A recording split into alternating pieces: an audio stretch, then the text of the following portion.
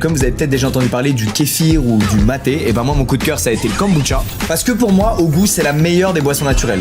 Ce qui est super avec ce type de boisson, c'est qu'il y a très peu de sucre, très peu de calories et très peu d'additifs. En revanche, il y a un truc en plus, des probiotiques, c'est des bonnes bactéries qui aident à maintenir l'équilibre de votre flore intestinale. Oui, la bouteille est vide parce que j'ai dégommé avant le tournage. Alors c'est bien beau tout ça, mais comment c'est fabriqué ton kombucha à la con là, Squeezie? Écoutez, c'est très simple. Déjà, on laisse fermenter du thé sucré et une culture de SCOBY, donc une culture de bactéries et de levure, dans une cuve pendant environ 3 semaines.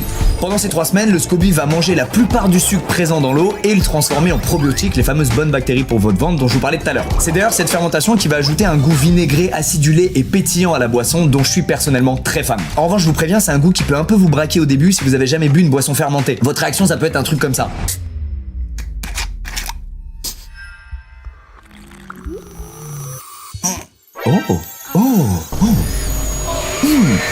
Vous verrez par vous-même si vous en goûtez. En tout cas, la recette n'est pas finie puisqu'on va filtrer le tout et ensuite rajouter entre 3 et 8% de jus en fonction des recettes.